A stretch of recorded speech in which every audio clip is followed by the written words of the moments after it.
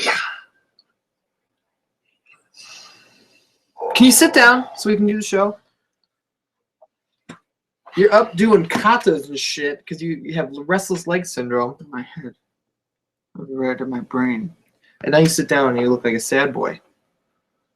I'm sad because Daniel Bryan's dead. He's not dead. He retired. The only thing that made me feel better was katas. Welcome to WWE. Yelled at me for doing that. I didn't mean to yell at you. It's the worst of my life. Welcome to WWE. I can't do the intro now because I'm still laughing about the katas. Give me 2 more seconds of katas. It'll inspire me to do the intro. Oh, yeah, that's good stuff. Welcome to WWE Raw Talks Live. My name is Ian. This is the artist formerly known as Mike Charles. What we do on this show is we review WWE Monday Night Raw for your entertainment. Match by match, promo by promo, segment by segment, we cover the whole show. You know what I'm saying? Most of the time we fuck around and we only talk about Raw for half the time because it only keeps my attention for so long. I'd rather hang out with you guys than talk about wrestling. You know what I'm saying?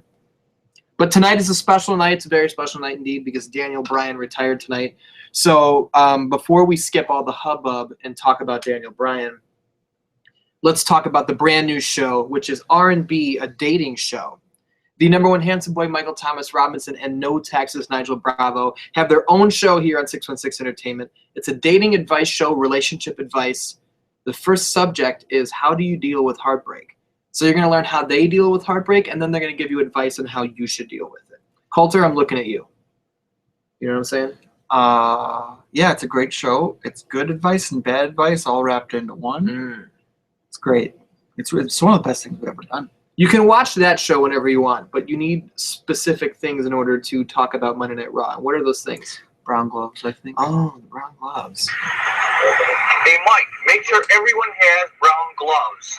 Does everyone have brown gloves? Oh, dude. I wish Daniel Bryan wore more brown gloves. Maybe his career would have lasted longer. I don't think so. I think whether or not you're wearing brown gloves, if you fall on your head and your back and your neck for a living, you're going to get concussions. I don't think so. So we have a lot of Dan-Dans here in the chat with us. We have Jace Plays Games, we have Gina, we have Jazz James, we have The System, we have all these boys and girls. And I want to talk about the A story like we always do, the most important part, which is the retirement of Daniel Bryan. Yeah. Who? Bryan. Who? D. Bryan. Dan D. Yeah. I'm shook up here, man. Look out, man. You haven't been watching that long. Tell me how you feel about Daniel Bryan's career. It's fucked up. Yeah. Because like right around the time I started watching was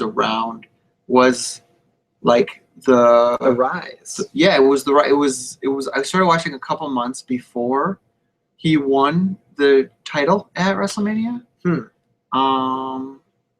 Keep talking. I'm gonna find out if we're still live or if this video just collapsed. Yeah. So I started watching. So and it was that whole story that got my attention. You know, that was like, oh, I see what they're doing. I see the build up here. Like I'm invested in this guy. Like I'm, you know. And so when he won at WrestleMania, that was like one of the first like big moments I remember. And so yeah, no, it definitely affects me personally because I have like that connection to him. It's like one of the first, you know, and I was a fan of his, you know, watching. So, no, it's fucked up. And like, it couldn't have happened to a worse guy. a better guy. Well, you know, yeah, yes. But what I mean though is like it's the worst person it could have happened to. Yeah. Because like nobody even comes close to being as over as he is right now. I would agree. Like nobody. And it's like even back then when he was at his height in 2014. Yeah, but like even now, it's still impressive because he hasn't been wrestling in 2 years. And his fan base didn't go anywhere. No. He still is over as ever, so it just sucks. I always enjoyed watching Bryan wrestle. I was lucky enough to see him perform live several times. And not just on the big stage with WWE. Frontier Fieldhouse, Chicago, Illinois, I want to say it was 2006. he and Colt Cabana wrestled for over 60 minutes in a fucking just a mat wrestling, like really good match. It was really fucking good. And we almost left before that match happened because we didn't realize that that was the main. Because I was there with my dad because I was like 15 or 16 at the time. Like 15. Mm-hmm. It might have been 05, not 06. I don't know. It was a long time ago. But it doesn't really feel like 10 years ago, but I guess it was. But I saw him wrestle live a bunch of times back in Ring of Honor when he was Bryan Danielson, the American Dragon. And he was fucking dope. He was dope then. He came to WWE. He was dope there. And it sucks that he had to retire tonight, but I'm glad they have a handle on the concussions the way they do. Yeah. Because if they didn't and he was just going out there and racking them up every fucking month, then in how many years am I doing a podcast with Daniel Bryan and he doesn't remember what he did? Right. You know what I mean? Like I just talked to Gary Goodridge. For the Dan-ins who didn't listen to that, Gary Goodridge was a fighter for the UFC, for Pride. He was a kickboxer for K1. For Heroes, he's been all over, and he's been knocked out only a couple times. Like only knocked dead like 2 or 3 times. But he's over 80 fights in his career. And whether you get knocked out or not, just the force of getting hit, you get concussions, and those deteriorate your brain little by little. So talking to Gary was really interesting, and not to plug in the middle of Daniel Bryan's shit, but they should go listen to that episode to hear a guy who deals with CTE and traumatic brain injury talk about that. So this sucks for Daniel Bryan. It sucks for wrestling. It sucks for wrestling fans. Yeah. But you know what doesn't suck? What? I made the joke. I was like, oh, poor Daniel Bryan has to go home and fuck Brie Bella every day.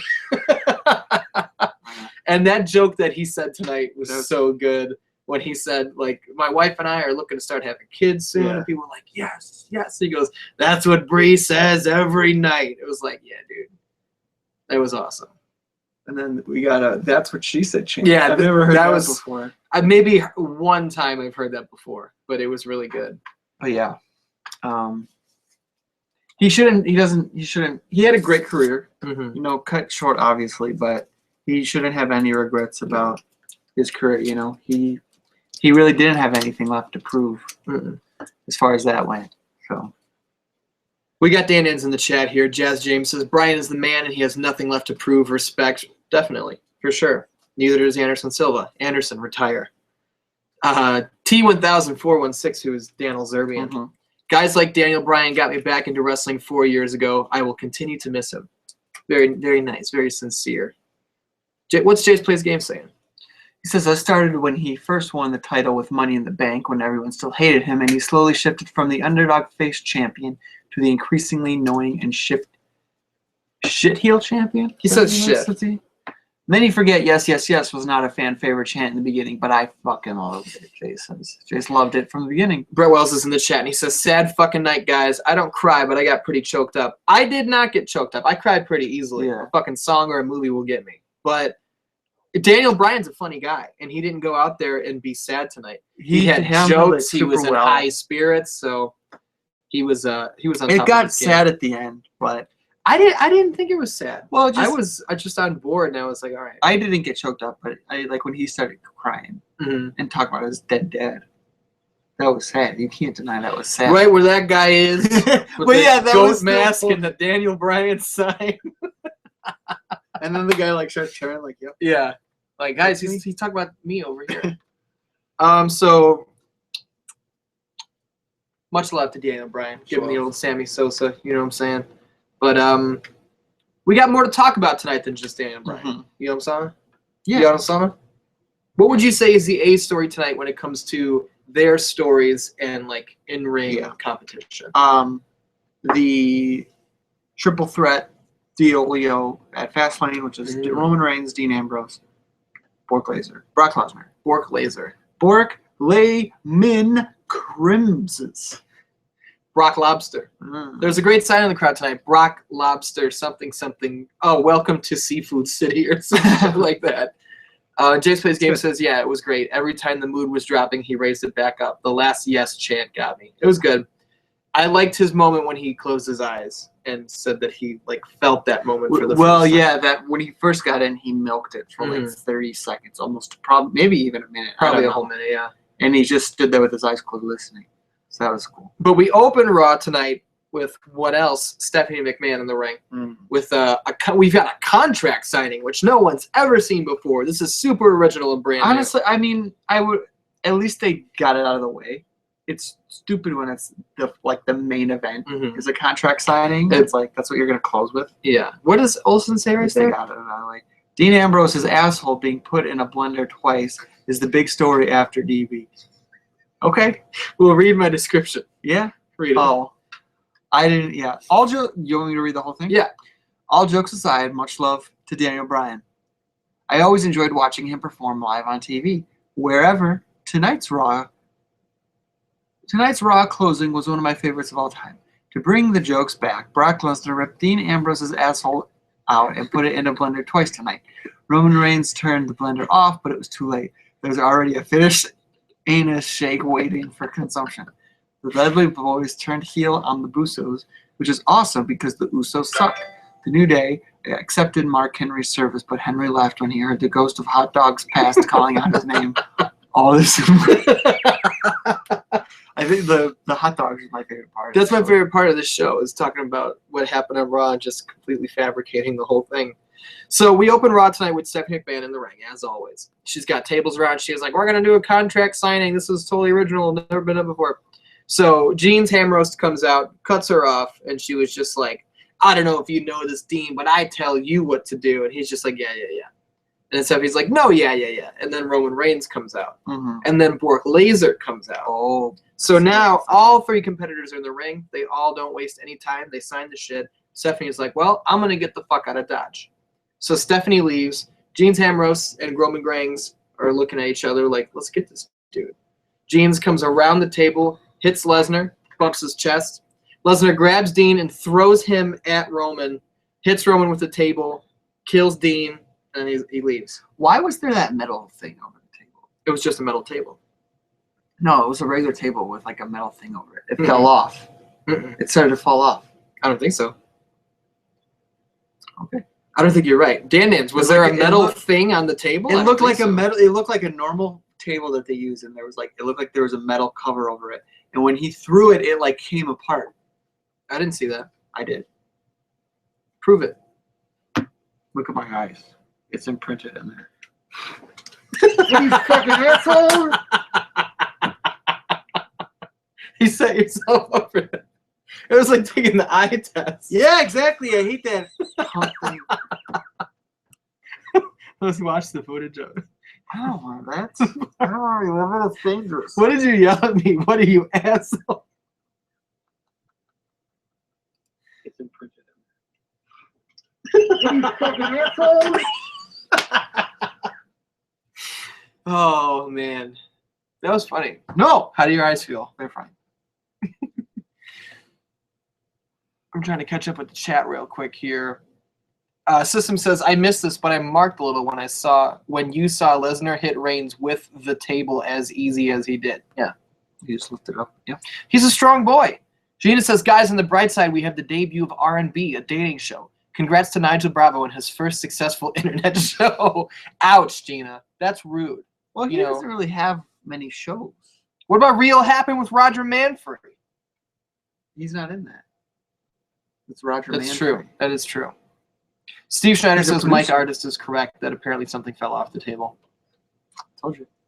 System says, when do we talk about how hot Sasha looked? Maybe later. We're getting there. Maybe later. Of course we're going to talk about the pretty ladies of the show. You got that weird head hair again.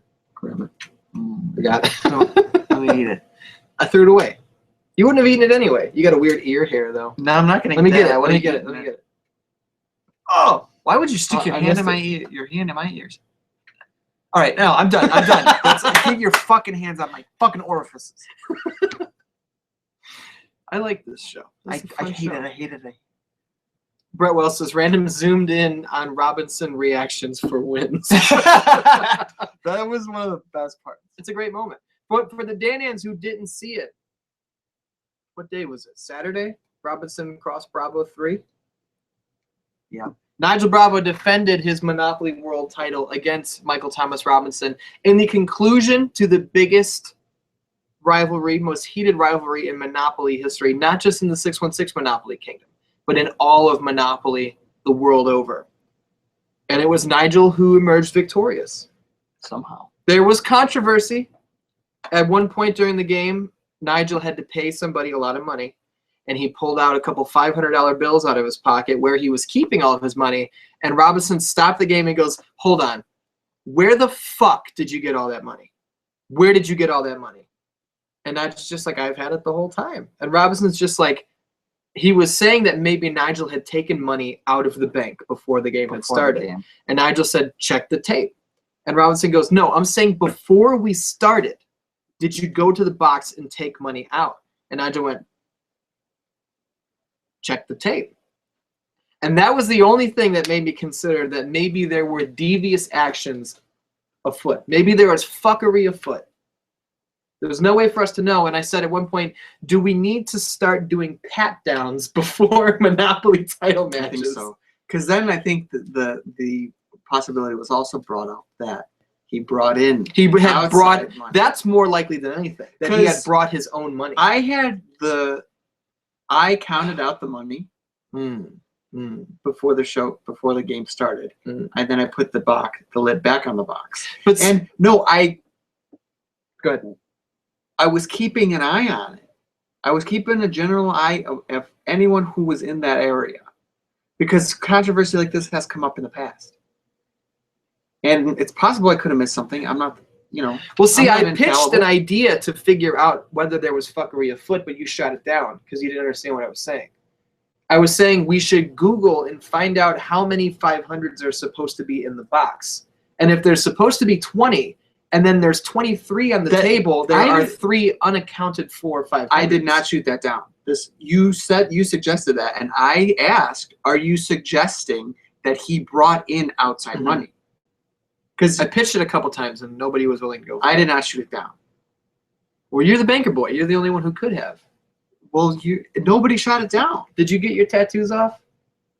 Not really. Show the Dan. I think the Sam Frankie one is even worse. Wait, come in the frame. The Dan-Ans don't, if they weren't live with us, right here you had a tramp stamp that said, fuck Sam Fricky. I can see it, but it's not really showing up on the camera. And then on the other side, on your old belly, I put a heart around your belly button, and I wrote Giuseppe. But that's not really there anymore. You can see the heart. You can see the heart a little bit. I can see the lint inside your belly button. I got a little, it's a lint receptacle, man. You are a lint belly boy. You know that? Jace Plays Game says, you obviously didn't want that 7-match series on Kind of Funny Friday. I think he means watch. No taxation versus no taxes. Unification title match. See, the thing is, though, I would love it, but it's not possible. I think the first time they did their best of 7, Colin won 4-3. Yeah. And then the second time he won 4-3. So Colin is 8-6. Right. Nigel Bravo is 8-1. Yeah. Now, Colin has 4 more matches under his belt than Nigel does. If Nigel goes on a 4-game losing streak, then they would be even. But at this point, the win percentage is in Nigel's favor. You know what I'm saying? But I feel like if we pitch that, Colin will be like, "Nar."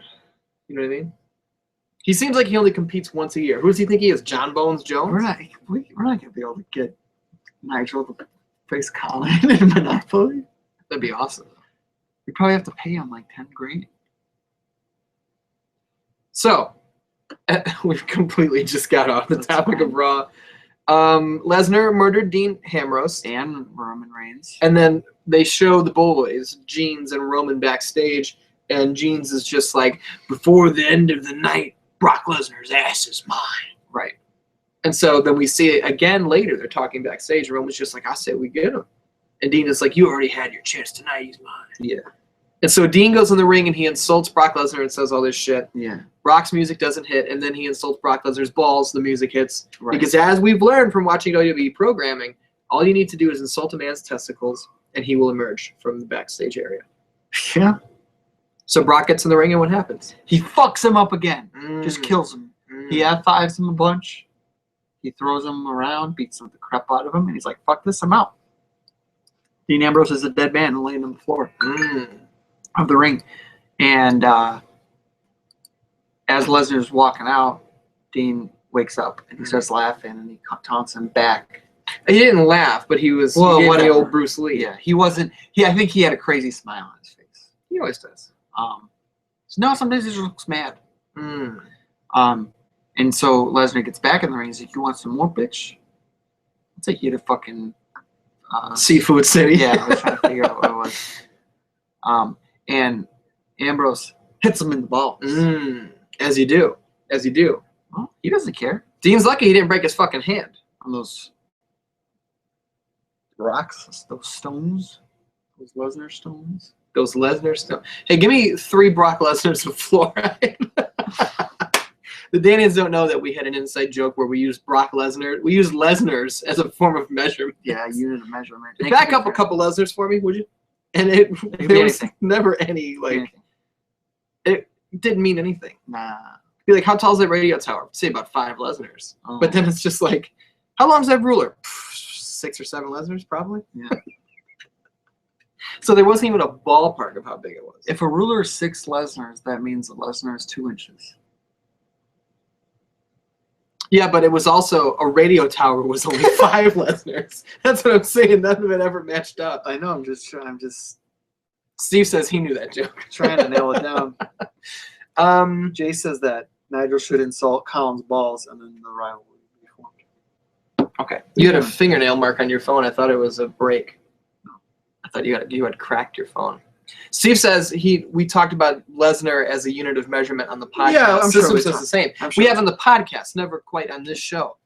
But so Jeans hits Lesnar in the balls, and then Roman comes out. Yeah. That's how Jeans hit him in the balls, because the music hit. Gotcha. And so Gene slipped away, and Lesnar was left in the ring going, "Oh, my balls." Yo, it was at Freelance Wrestling, freelancewrestling.com, that we saw the first ever usage of the Johnny Cage in a wrestling ring, where I think a man who's not to be named did the splits and punched somebody in the balls. Oh, yeah. And that was fucking awesome. Wait, who was it? We shouldn't talk about it. So, but what we should talk about is freelancewrestling.com, where you can go to get a hoodie, a shirt, a hat, a DVD. You know what I'm saying? We'll talk about it off the air. Why do you think I keep saying later for? You don't just keep asking while we're fucking live. I'm just confused. Jazz James says he used the Lesnar measurement like a week ago. That makes me happy. Dan ends, I got to ask why there's 12 of you here and only 5 thumbs up. How are you going to keep leaving us high and dry with these thumbs up? You know what I'm saying? You got to go watch R&B, a dating show. You got to learn about how to deal with heartbreak, because my heart gets broken every time y'all motherfuckers don't be clicking that like button.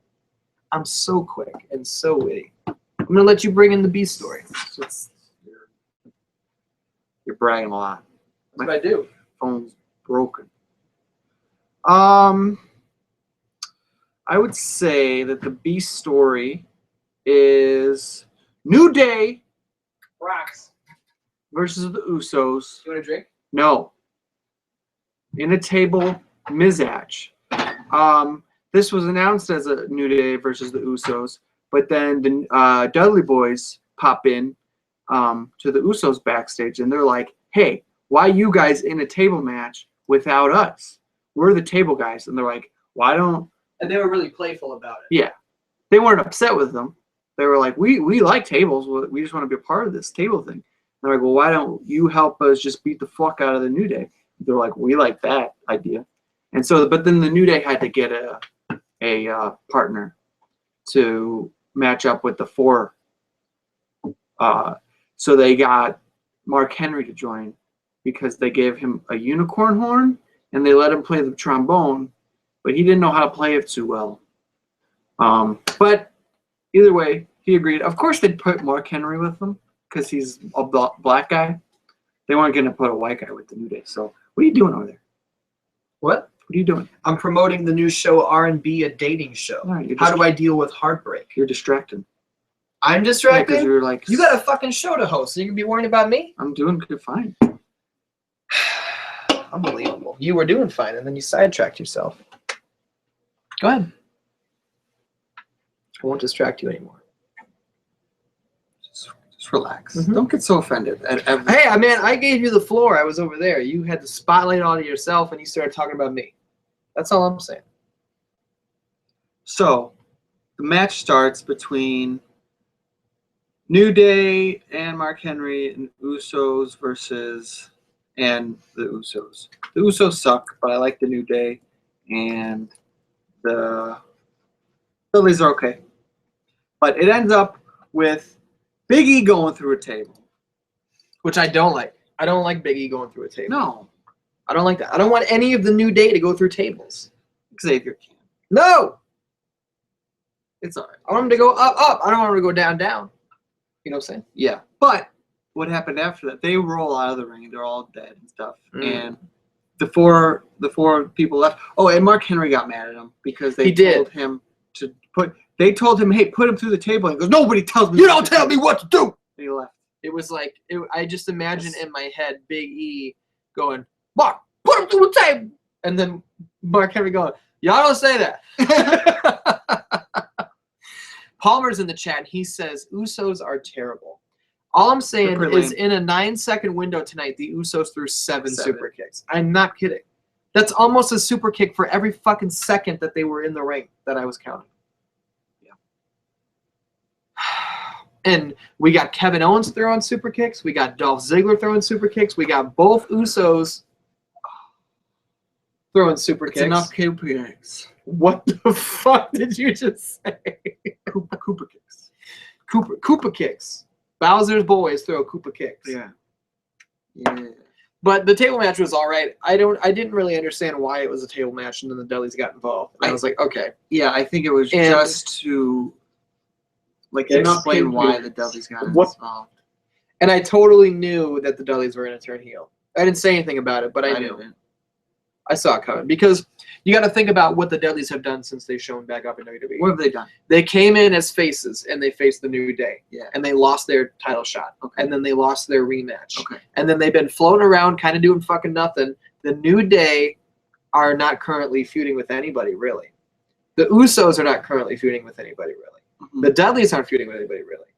And the Dudleys just feuded with the New Day. So where do they go from here? They have to feud with the Usos. You can't have a face versus face feud because the WWE tag team division is fucking shallow as it is. Right, but it's weird that the way they did it to me because they won. They beat the New Day. That just shows that they're good. So, but why would they, what's the incentive for them to turn? Because who the fuck do the Usos think they are being in a table match?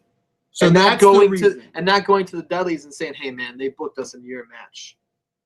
That's their minds at work going, this is our match. Do you know who we are? Which was a huge fucking awesome moment to me because that was what Bubba Ray said in TNA. That was his thing. Do you know who I am? Yeah, that's cool. That sounded very brushed aside. I don't give a fuck. No, I mean, I'm just saying that's how it came up. Yeah, that's cool. It is cool. This was your C story? Yeah. The Dudleys turning heel. Okay, I'll buy it. What else? I mean, to me, I look through my notes and there's not that many significant story plots. Mm. Do you have one in mind? Well, now that we covered this one, I think maybe we should talk about the match that we've never seen before. First time ever. Dolph Ziggler versus Kevin Owens. Oh wait, we've seen this 13 fucking times. That's why this wasn't my C story. I'm just moving on. That's in the past now. How'd you feel about this match, Ziggler Owens? Once again. It was the same as it's always been. It's the same as it ever was. As the days go by. That's enough. No, I hate the Talking Heads. Dan, if you like the Talking Heads, just go ahead and lose my number. Nobody even has your number. Yeah, there's a lot of Dan-Dans who have my number. But you know who has my number and likes the Talking Heads? That'd be Michael Thomas Robinson. And Craig Camberger. But when I tell them you like the Talking Heads, lose my number, you know what they say? What? They're like, you're a BAM guy. And I'm like, that's all right. You know what I'm saying? We all are allowed to have wrong opinions sometimes, to quote Michael Thomas Robinson. Yeah. So how about you just shut up? No. I'm gonna speak my piece. Gonna speak. Well, you can speak your piece, but stop telling, hey, I don't want to be friends with anybody who likes music I don't like. No, I'll be friends with you. Just lose my number. That's no friends. Friends have numbers. You didn't have Robinson's number until 3 weeks ago. Because we weren't friends. I made the decision. I was like, this man's now my friend. I need to give me his number. Do you have Stevie Fierce's number? Yeah. Okay. Because we're friends. You got Castro's number? Yeah. Good. You got Matt Nick's number? Yeah. You got D-Ray's number? Nah. D-Ray, you and I are friends. Oh, wait. D-Ray just said he's losing my number again. Oh, so there is now an opening in D-Ray's phone D-Ray, for give me your your number. For your number. Palmer says, whoa, Owens versus Ziggler, first time ever dream match. Now, don't get me wrong.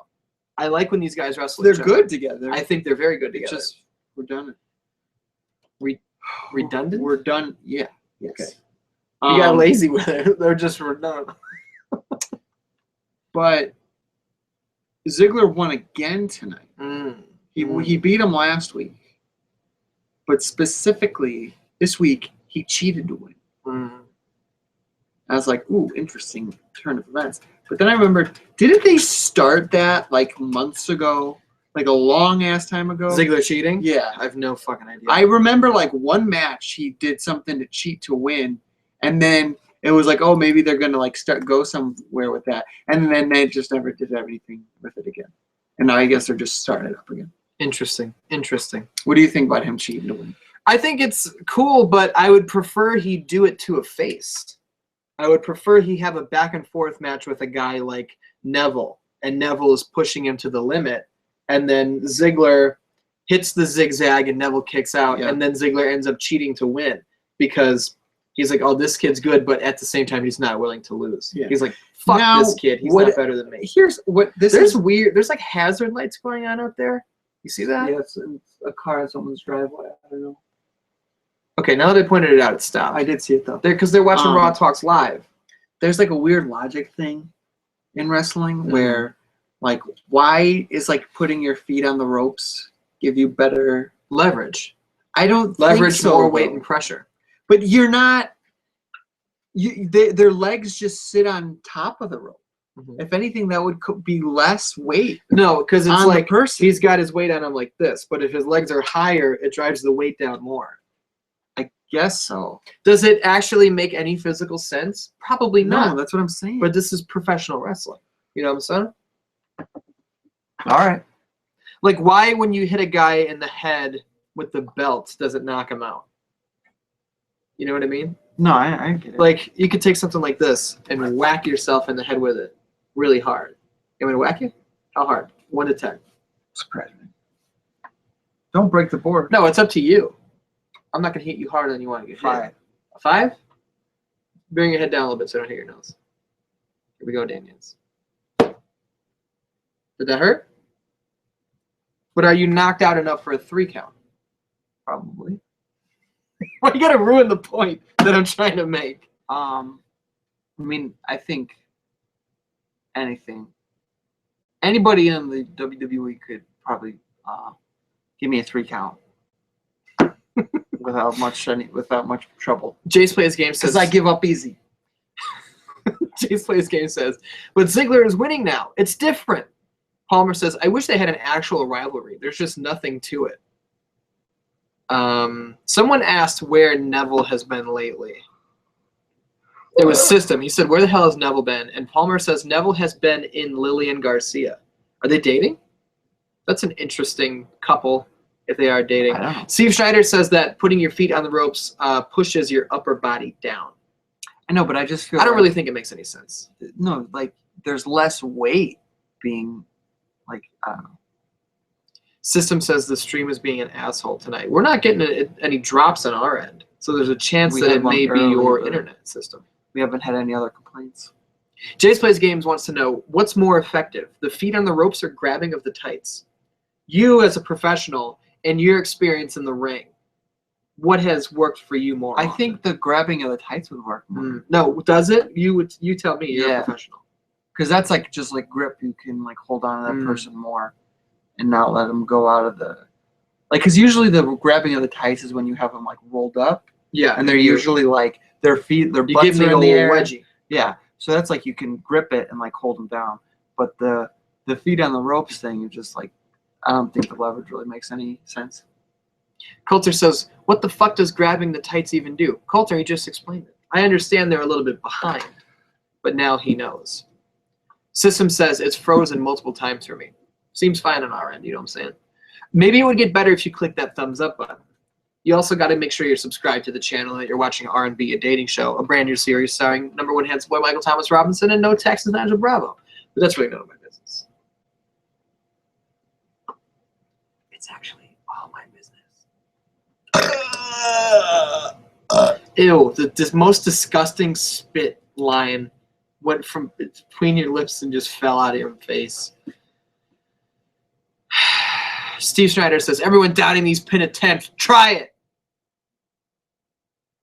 Palmer says that the stream is fine for him. You know what I'm saying? Mm-hmm. Oh, goodness gracious. Ziggler goes over Kevin Owens because he cheats. And there was a really cool spot in this match where Kevin Owens was, what do you call it? Like dangling over the side of the ring. And Ziggler came out of nowhere and did a famouser and pulled him off the apron onto the floor. That was really cool. I've never seen that before. Oh, yeah, that was a cool I enjoyed that very much. And I think there was only like 1 or 2 super kicks in this match, which is progress. Congratulations. It was progress. Superstars. I'm proud of you. Coulter says, I'm strumming my guitar and I have no idea how the hell to play this thing. Coulter, that's where your persistence comes in and your knowledge and your overall will to learn how to play guitar. I believe in the Coulter personality. Do you? Nope. Sasha Banks comes out tonight, and she's going to do commentary while Tamina, her former partner, takes on Becky Lynch, her new friend / partner. Now, System wants us to point out how good Sasha looked tonight. She looked great. Sasha looks good every night. She You know what I'm looked saying? great. But we're not here to talk about how they look. We're here to talk about how they. We're here to talk about how they perform. Oh. And Becky looked pretty good tonight. Tamina looked pretty good tonight. It wasn't fantastic. Yeah. But they got the job done. They didn't shit. They what? They didn't shit No. in the ring. No. Well, that's not usually. It's a metaphor. Okay. Thanks. Why don't you tell me about the match? Just diving right back into your phone. I'm looking at my fucking notes. Oh, I'm sorry. I take notes. That's all right. I didn't really take notes about this, though. It was like I was only half paying attention because I was finishing the news, the new Michael Thomas Robinson series, which premieres this Sunday on Valentine's Day. But Sasha on commentary was kind of interesting because, like, she was talking about why they broke up with, or she broke up with her old team. Team Bad. Yeah, and she was like, you know, I don't need them. I never needed them. They needed me. And it was they kind of, to me, I kind of got the vibe that, like, while Sasha and Becky are now, like, friends, that Sasha's still not to be trusted. Because they said something about, like, well, why aren't you helping Becky now? She's like, she looks like she's handling herself just fine. And then I think, what happened at the end where, like, Tamina, didn't somebody start to beat up Sasha? Yeah, and Becky went to help Naomi started fucking her up. And as Sasha was starting to come to the aid of Becky. Yes. And then Naomi came out of nowhere. I was like, bitch, and hit her with an elbow. Okay. And then Becky went to save her, then got back in the ring and got rolled up. Right? That's what I think happened. I don't know if she got rolled up. Well, she got hit. Yeah, no, she didn't get hit. But she went out to help Sasha, got back in, got punched in the face by that big woman. Breaking news from the chat. Pinned. Coulter says also, fuck you, artist, for not believing in me. I'm going to kick your leg out of your leg on 61616. I can't wait to see you try that. Bring that guitar and hit me in the face with it, and I'll fucking look you in the eyes and you'll shit. Oh, shit. You're going to sting Jarrett Bound for Glorium? Yeah. Jarrett? You don't even know what that means. Yes, I do. What happened? Jeff Jarrett hits him in the head with a guitar, and it smashes all over Sting's face. Yeah. And he's like, and he just looks at him. He's like, and then he beats him. The classic Sting. Yeah. I remember when you were like new to wrestling, and I showed you that, and I was like, "Isn't that awesome?" And you were like, "Why can Sting no sell things?" And you complain when other people no-sell things. And I go, he's fucking Sting. That's always been a Sting staple. Is like, I remember it like sold out 96, or 97, I don't know. Scott Hall's got Sting in the corner, and he's punched him in the face. And then Sting just like looks him in the eye and walks out of the corner. And Scott Hall's like, and then Sting like flexes at him, and Scott Hall like, like he started to like run away. Oh man. Coulter says my life's about 3 things, man. 3 things: getting money, getting pussy, and the Dewey Decimal System. Oh, good for you. What is that from? I don't know. That's from something. I've heard that before. I don't know what it is. Well, the Chinese and the king. I'm glad that's your focus, because my focus right now in life is kicking your ass. Get up and show them some of those katas you've been practicing.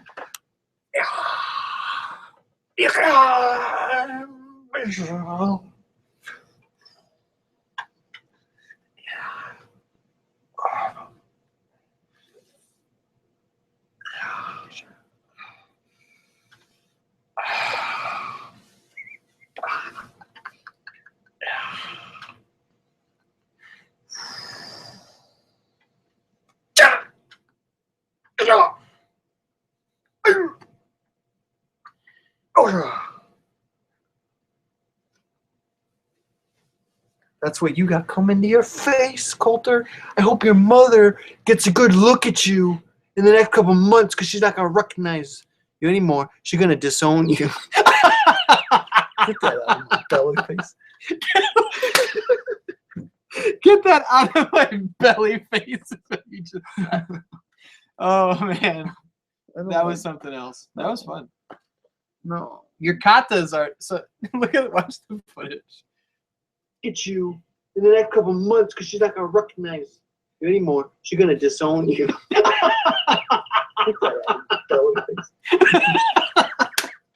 I think what you meant to say is get my belly out of your ass or something. No, I just... Get my belly out of your ass. Coulter says, Jazz, I'm going to need gifts of the artist posing and shit. Jazz says, are we watching Dancer 2 right now? Palmer goes, this got weird really fast. D-Ray says, that was fierce. I'm intimidated. You know? See, that's what Coulter's got coming to him on 61616. It's not going to be pretty. I don't think the motherfuckers realize that you've been training hard. So hard. Coulter's got another thing coming, man. Oh. As I've always said, artist chokes out Coulter inside of 1 round, inside of 1 minute. There's no doubt in my fucking mind that that's how that's going to go. Sounds fun. So here's the question that I have now. What the fuck are we going to do on 61616? I don't know. Should we have a big party?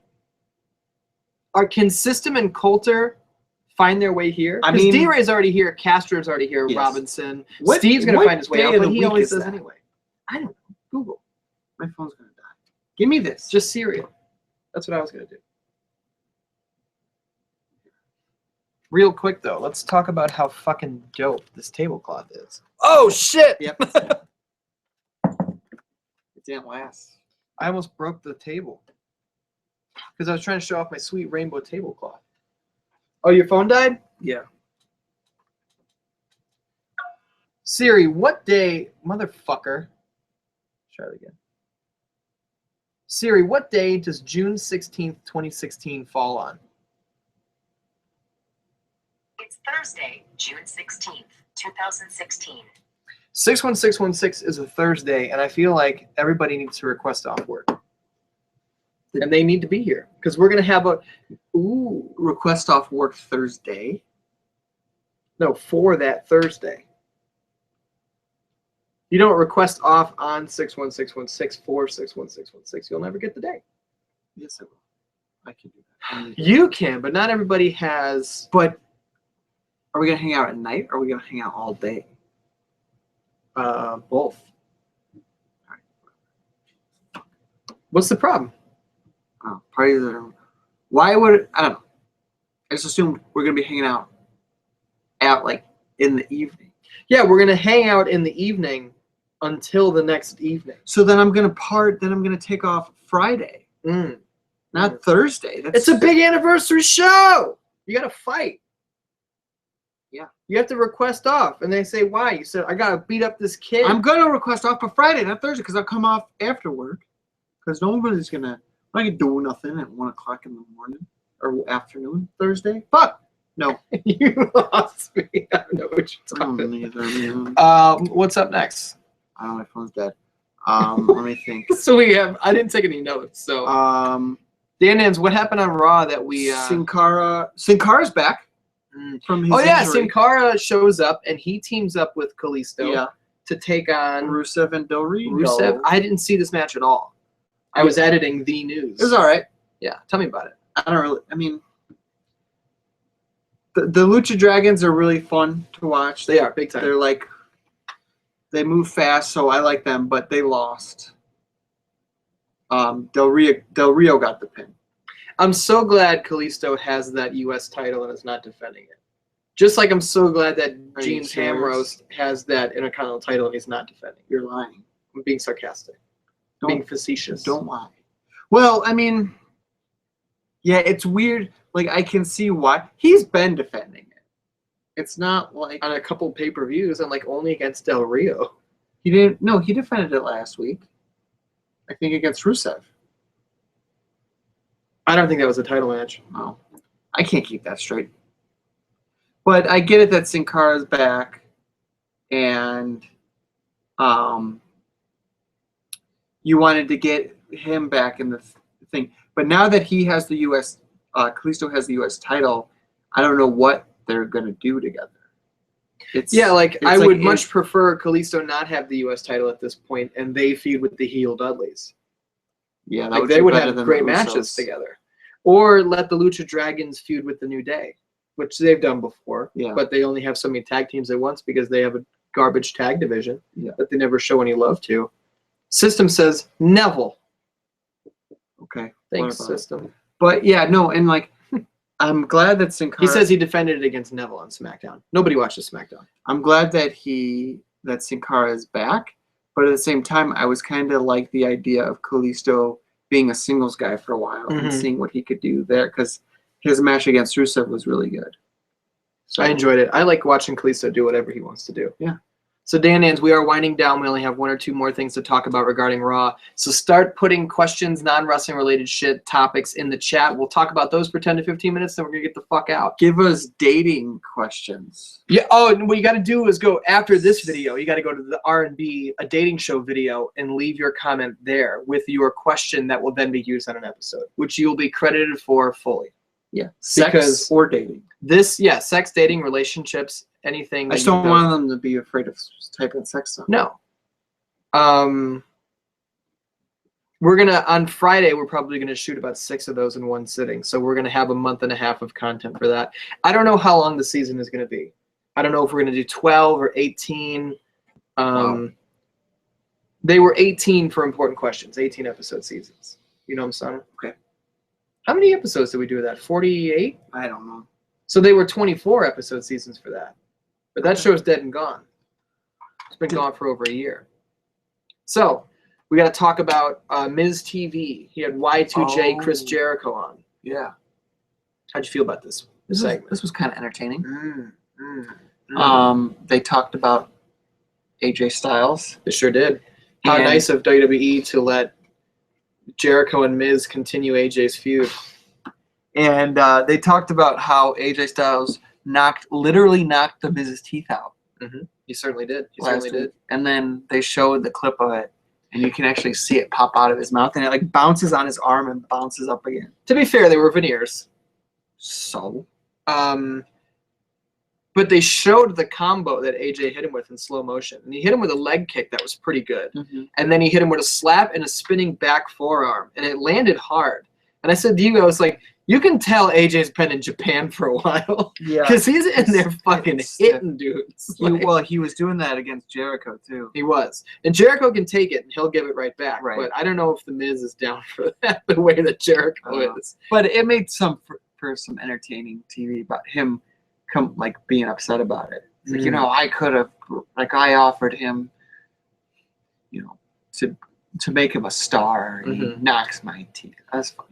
But during Miz TV, Jericho just takes over and makes it his show, whatever his show was, what it's called. The highlight reel. Yeah. When he was just like, what?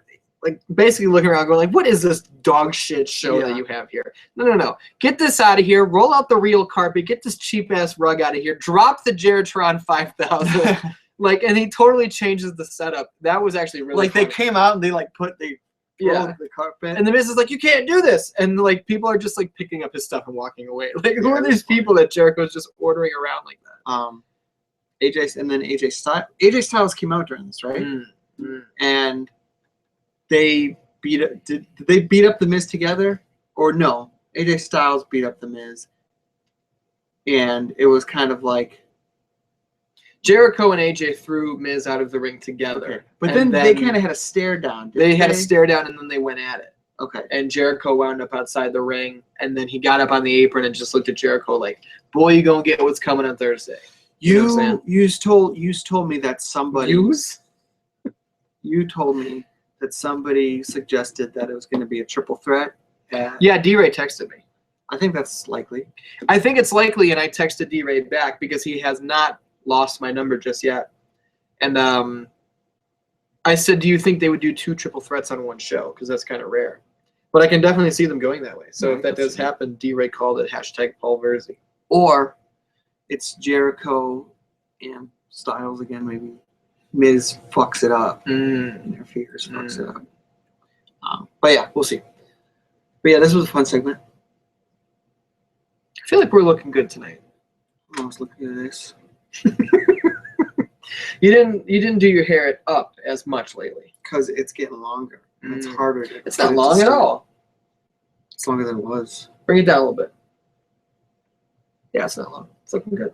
I'm not saying it's long, but it's longer, so it doesn't stand up as much. It doesn't stay up. And I put a hat on, and it pushes it down.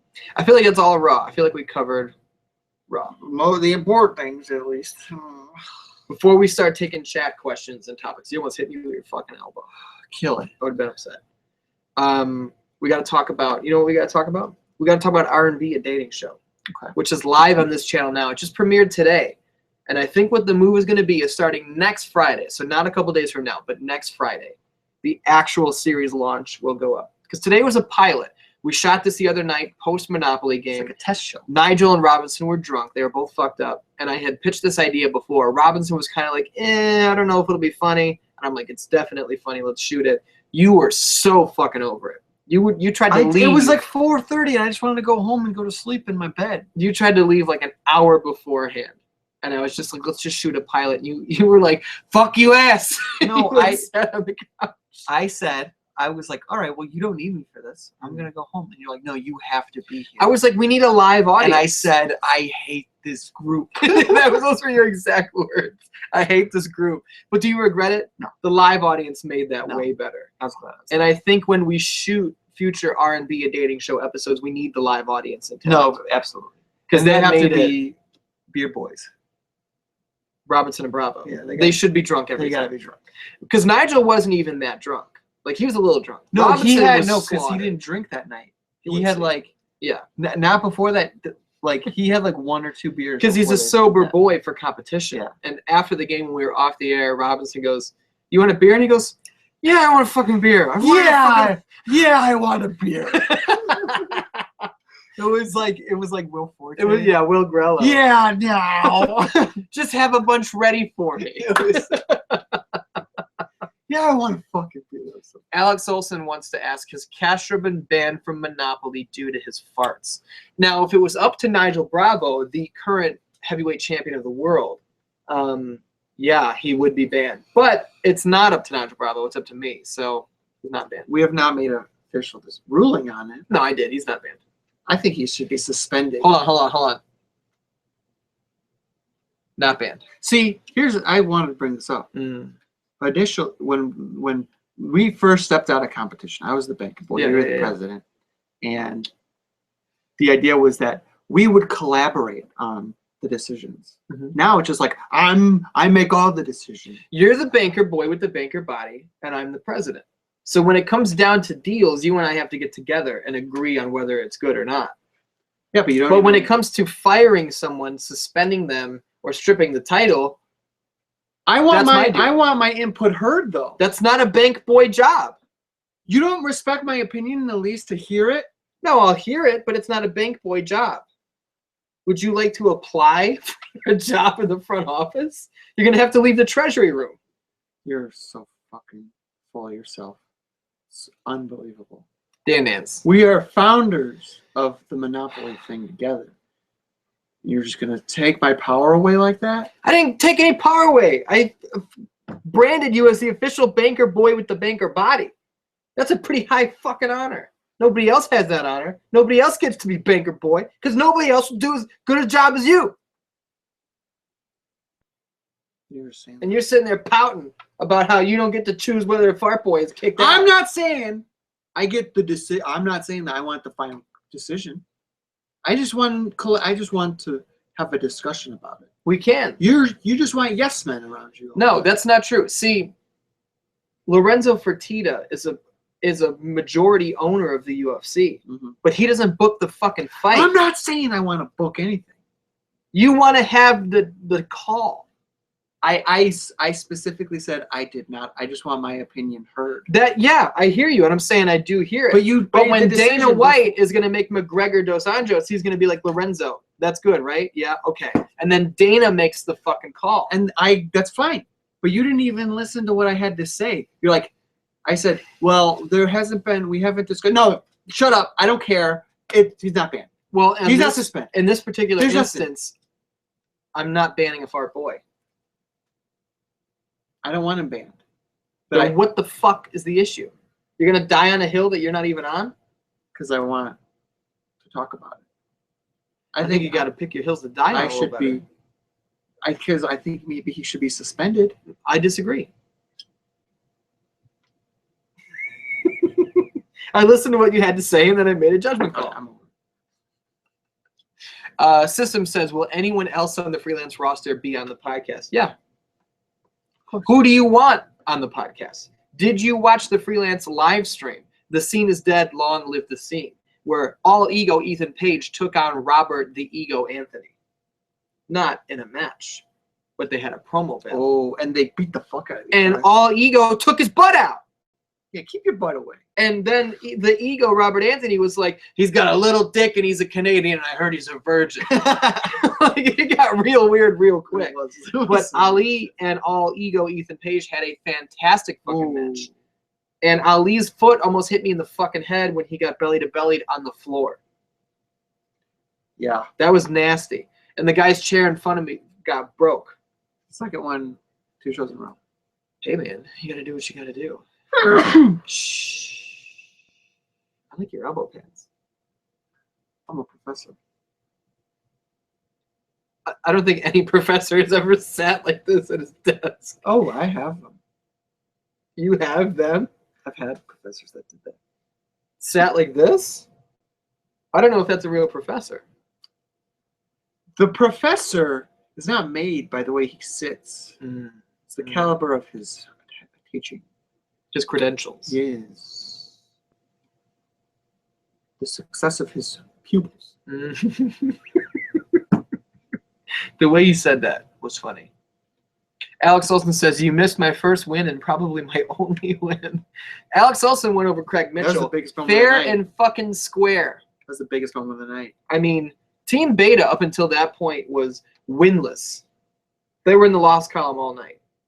Yeah. Up until the main event point is what I'm trying to say. Yeah, I botched my words a little bit. That fucking dickhead face. Dick Sutra. Dickhead face. Dickhead face. Dickhead. Let's get Kenny Sutra on the podcast. Fuck him. Can you get Sutra on the line? That's dead. But I have his Alicia number. Fox just took a shit. I totally forgot about that joke. Oh, that was funny. That was funny. Nobody gave us any freelance guys that they wanted to have on the podcast, so they fucked up. D-Ray says that Olsen's a liar. He also won a Sausage Fest 4-way. This is fun. I think we had a good show here tonight. Great show. So, before we get out of here, we always play an exit video to go, but I got to know, where can they follow you on Twitter? Follow me at the artist 616. Where can they follow me? At IDS 616. What's the brand new show?